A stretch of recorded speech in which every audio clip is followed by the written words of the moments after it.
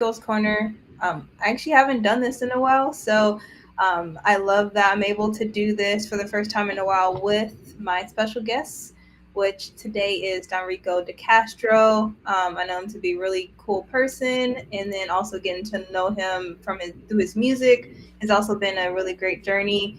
And today we are doing a special edition of Rico's Corner where I do vendor and performer spotlights for the upcoming artist showcase. He has um, gracefully accepted the challenge of performing at the artist showcase. So thank you so much. If you'd like to introduce yourself to the people, definitely this is your chance. Hi, my name is Donrico De Castro. I'm a singer songwriter from Sacramento. I play ukulele original songs, and yeah, that's it.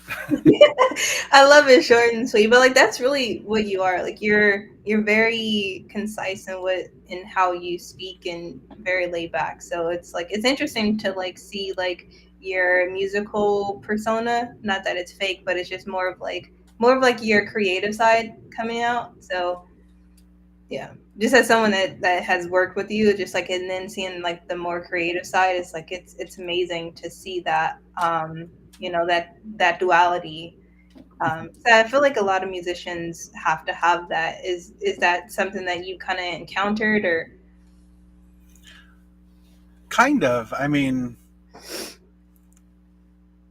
there's definitely a level of what's the word? You definitely have to show more of your personality when you're performing for people, as opposed to a more professional setting where you have to Yeah, draw back yeah, a bit. yeah, for sure. So we're going to jump right into the questions. There are a total of four. If we get to three, then that's good. Just kind of gauging off of, how long it takes to get through each question. But each question is designed really to allow us, the audience, and also myself to get to know more of the singer songwriter Don Rico, and really more of your journey and your process. So, first question is just having you speak on your musical journey and really how you got to this point. Like, what really was the some of like the deciding factors for you getting into the industry that you did? Well, music's really been around my whole life. When you're Filipino, you do a lot of karaoke growing up, and if you show like a little morsel that you can kind of sing, family will just push you out during family parties. Very common phrase that I've noticed amongst performing Filipinos is you'll be told that you're going to be performing while everyone's eating. So, No pressure, right? so pretty much I've been performing ever since I was a kid. It wasn't until maybe 2018 that I really started to move away from doing mostly covers and karaoke kind of stuff to performing on my own with my own original songs. And I know I'm going to move on to the next question, but what would have been some of your favorite covers to cover? Is there specific genres that you more like lean into, or is it just more of like whatever is, um, you know, it's it's kind of like things that you hear, and also things that kind of more like resonate with you at that moment. It really depends. If I have my band, it depends on which members of my band that I have. If I have my pianist, we can do bigger um, ballads and show-stopping songs. If it's me and my brother on guitar, we'll do more folky kind of songs. Um, and the two that I like to do just on my own on ukulele would be Mamma Mia and My Way, Frank Sinatra's My Way. Yeah, very classic. I think I've only seen like half of Mamma Mia, but I know it's like that's such like a big pop culture reference for people. Uh, so that's so awesome that you've been able to really tap into that. So you kind of like touched on it a little bit, but outside of like your family persuasion, what really draws you to the ukulele? Like, what about it really like inspires you to tap into that creative side, right? And then also just create like original content.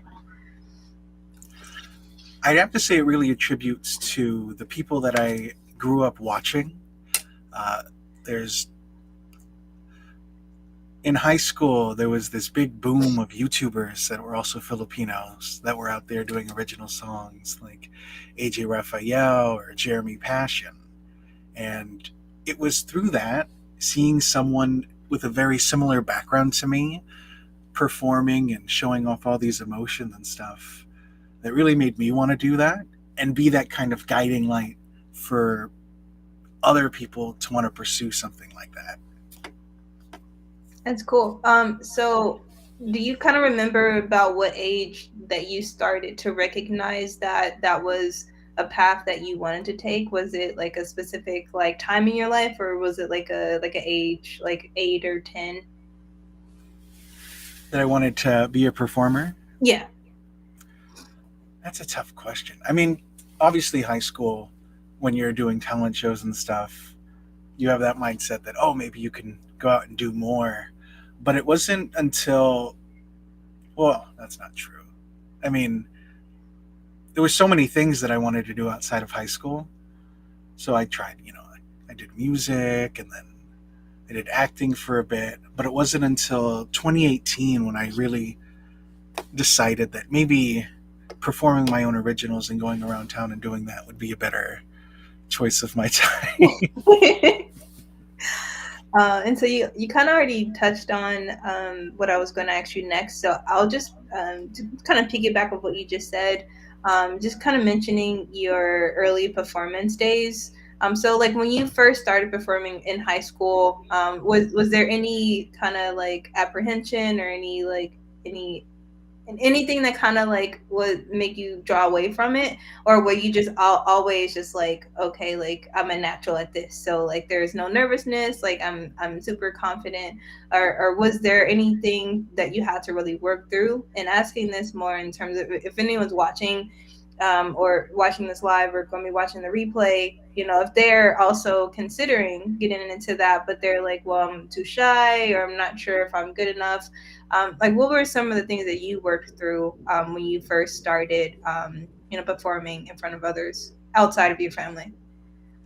I think I just had a really good support system that were very encouraging for me to really perform and stuff. I didn't hear too much negative feedback, if that makes sense. It makes Um, total sense, yeah. but if you're looking to do music, maybe go to places where you could find like minded people. I know that Sacramento has something called the Sacramento Songwriter Circle that meets up every once in a while, and that's just a bunch of songwriters looking to collaborate or share or encourage. So, community is big. If you could find the right community, you'll be very encouraged to go forward with it. Yeah, I love that. And as someone that doesn't write music or perform in front of others, still community is very big, and it's something that I also, as a planner, try to always incorporate into any event that I do. Because when you're first starting out doing anything or trying to figure out how to get into it, just being able to know the people to ask, that's been doing it for a while, or also, or just getting into it. So then having that bond, really. So I love that you were able to find that. Is that one of, or is that the only kind of organization that you found in terms of like being able to find people of like minded, or are there like others that you kind of tried before you found that one? I feel like we are in a pretty good age, if that makes Mhm. sense. Because back in the day, only in person events were the ways to really meet up with people. But now you have all these different Facebook groups, there's Discord groups, there's a ton of online communities that you could really just join and be a part of. And so you're not limited by, you know, if there's nobody in your area, there's always someone you can reach out to online. Yeah. Yeah, definitely. This is an era of, that was the right word too, an era of online connectivity. And it makes it so much easier to like tap into things like that. And in terms of your creative process, like what do you kind of go through as you're deciding on the content, or the theme to write about a song, or creating the music? And I know you actually have a band. So like how involved are other people in the creative process in terms of like what you create, in terms of the lyrics or the melodies or things like that? It's a it's a very good question, and I knew it was coming, which is the problem. Because I Yeah, never really know what I'm writing about until I'm in the writing seat, if that makes sense. makes total sense. I have so many voice memos of like little things that come to me every once in a while. And I kind of just ride that creativeness and try to play as much as I can to get that sound that I'm looking for out of my head, if that makes Hmm. sense. Yeah. But I feel like under each of my songs is a mountain of rough drafts. Yep. You gotta have, like it's all about the build up, really. Like, I mean, if you can create something off of the first draft, that's amazing. But a lot, I really sympathize with that, because it's like a lot of times when I'm, trying to decide on an event, I'm like, okay, so I think this is how it's gonna go, but then I'm like two drafts later of like actually like plan, trying to like figure out an execution plan. I'm like, the first draft of that was kind of okay, but like this is so much better. So I totally feel where you're coming from with that. Yeah, I don't use voice memos, but I have sticky notes all over the place. So I'm more of like, I have to write things down. But yeah. So that was actually all that I had. Is there anything that you would like to share, with the audience, about who you are, how they can, continue to connect with you outside of these lives, and really just what you have coming up in your life? I'm sure there's probably like a little link or something underneath this video that has my name on it. But you could pretty much find me anywhere, any social media with my name. Pretty much cornered the market on Donrico De Castro. You have, there's not very many people that I know that has that name, so that's a really cool name to corner the market on. I have a website, donricodecastro.com, Instagram's Donrico De Castro, YouTube, Donrico De Castro, Spotify, Apple Music, anywhere you really like streaming, you can find. I have 6 originals out, so you can find those. And yeah, I mean, if you keep up with the social media, I try to keep everyone informed on upcoming events and different things I'm involved in. So that's where you could find me. Yeah, I will say that your Instagram, because I see more of your content on Instagram than Facebook, but it's been amazing. Like I mentioned earlier, like your creativity knows no bounds. So, just like in how you promote your upcoming shows and things, it's like it's genius to me. So you're doing a great job in terms of being able to really pull that out, and like you said earlier, like. It's important to have parts of your personality come out, when you're a performer, but for sure parts of your personality for sure comes out when you're promoting yourself and your upcoming shows. So I always look forward to when you have a new post or a new story. So. All right, so thank you so much for sharing part of your Saturday with me and the audience.